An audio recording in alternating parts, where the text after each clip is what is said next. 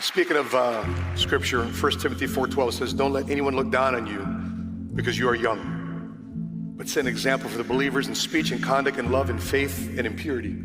Charlie, you're 29 years old. I get up the top 10 questions I've been personally asked here down the hallway. Matt, how do I get to people because I'm young? How do I get people to believe me because I'm young? It didn't seem like you've had a problem with that. Yeah, so here's my advice, especially if you hear that a lot. Every single one of you now, thanks to these literal supercomputers, for no charge, you can take learning very seriously. Every single one of you should do this. If you want to be an entrepreneur, you have to be a lifelong learner. You should be reading at least 50 books a year. You should be listening to fulfilling, soul-enriching content for 2 hours a day. And you should cut out all of the soul-depraving Netflix, Hulu, Amazon, all of that. You want to be taken seriously?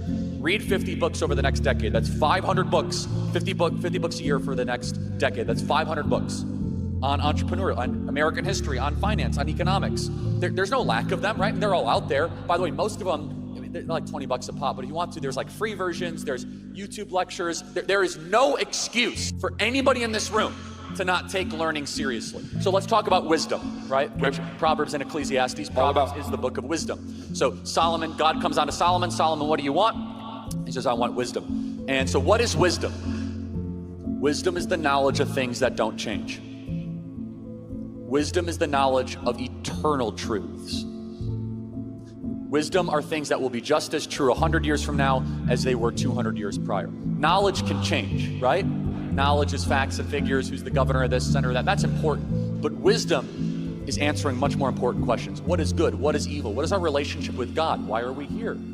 What is my purpose? Where am I going after I die? What is love? What is mercy? What is justice? What is prudence? What is temperance?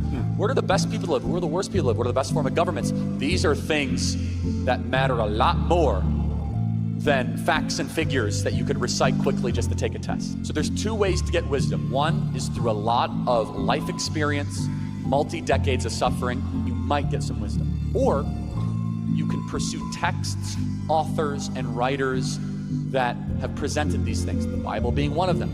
And where does wisdom truly begin? Wisdom begins with the fear of the Lord. Understanding that there is a God and you are not him. If you are a lifelong learner, you will be successful and you will be an accomplished entrepreneur.